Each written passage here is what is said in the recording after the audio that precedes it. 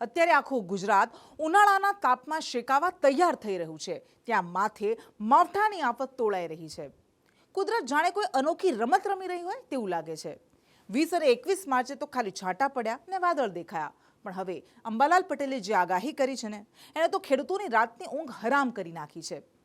માર્ચના અંતે માત્ર મેઘરાજા જ નહીં, પણ વંટોળિયો વાયુ પણ ધૂળની ડમરીઓ ઉડાડશે। શું છે આખી આફત, જુઓ આ ખાસ અહેવાલમાં। કુદરતનો ડબલ એટેક, એક તરફ કાળઝાળ ગરમી, બીજી તરફ માવઠાનું વંટોળ। હોળીના પર્વ બાદ ગુજરાતમાં કાળઝાળ ગરમી પડવાની આશા હતી, પરંતુ કુદરતના મનમાં કંઈક અલગ જ રમત ચાલી રહી છે। 20 અને 21 માર્ચના રોજ વેસ્ટર્ન ડિસ્ટર્બન્સના કારણે રાજ્યના અનેક વિસ્તારોમાં ધૂંધળું વાતાવરણ જોવા મળ્યું અને કમોસમી વરસાદી ઝાપટા પડ્યા। ખેડૂતો હજુ આ આંચકામાંથી બહાર આવે તે પહેલા જ અંબાલાલ પટેલે એક મોટી આફતની આગાહી કરી નાખી છે। વરસાદ તો ઠીક, વાવાઝોડા જેવો ફૂંકાશે પવન। અંબાલાલ પટેલની આગાહી મુજબ 26 માર્ચથી રાજ્યમાં ફરી કમોસમી વરસાદ ત્રાટકશે, પણ આ વખતે આફત વરસાદની નહીં પણ પવનની છે। સૌરાષ્ટ્ર અને કચ્છમાં 55 કિલોમીટર, જ્યારે દક્ષિણ ગુજરાતમાં 60 કિલોમીટરની ઝડપે તોફાની પવન ફૂંકાશે। આ એ પવન છે જે ખેતરમાં ઉભેલા સોના જેવા તૈયાર થયેલા પાકને પળભરમાં જમીન ધોસ્ત કરી દેશે। તારીખ 24 સુધીમાં ગુજરાતમાં વાદળો આવવાની શક્યતા રહે, પણ ઉલ્લેખનીય છે કે એક પછી એક આવતા પછી વિક્ષોભના કારણે હવામાનમાં પલટા આવે છે અને હમણાં તો હવામાનમાં લગભગ ઠંડક વધારે આવી ગઈ છે, જે મોસમ માટે સારા ચિહ્નો ગણી શકાય નહીં। અંબાલાલ પટેલના જણાવ્યા મુજબ આ વખતે વરસાદ કરતાં વધુ તોફાની પવન મુશ્કેલી સર્જી શકે છે। 26 માર્ચનો રાઉન્ડ પૂરો થયા બાદ ફરી 4 એપ્રિલે રાજ્યમાં માવઠું ત્રાટકવાની શક્યતા છે। અત્યારે ખેતરોમાં ઘઉં, જીરું, રાયડો અને વરિયાળી લણીને પડ્યા છે અને ત્યારે આ વંટોળિયા વાયરા ખેડૂતોના મોં સુધી આવેલો કોળિયો છીનવી શકે છે। માત્ર ખેતી જ નહીં, આંબા પરના મોર પણ ખરી જવાની ભીતિ છે।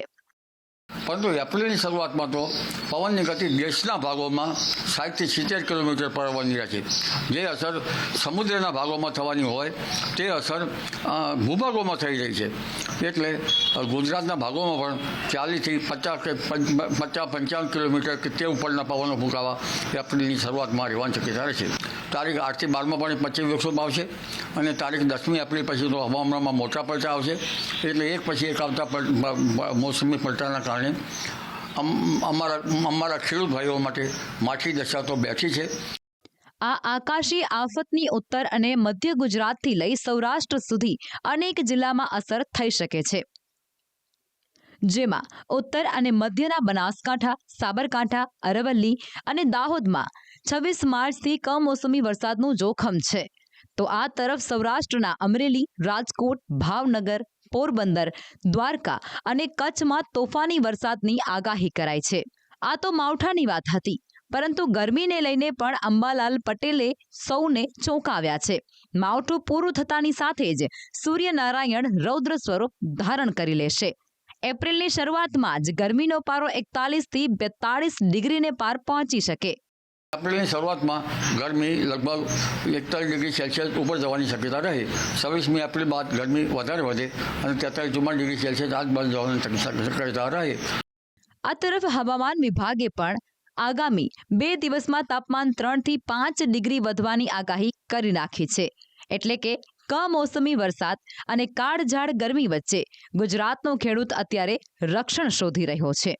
આમ કુદરતનો આ મિજાજ ખેતી માટે માઠા સમાચાર લઈને આવ્યો છે। અંબાલાલ પટેલની આ ચેતવણી બાદ હવે ખેડૂતોએ પોતાની જણસને સુરક્ષિત સ્થળે ખસેડવી અત્યંત જરૂરી બની ગઈ છે। જોવાનું એ રહેશે કે માર્ચનો આ અંતિમ સપ્તાહ ગુજરાત માટે કેટલો આકરો સાબિત થશે। બ્યુરો રિપોર્ટ, સંદેશ ન્યૂઝ।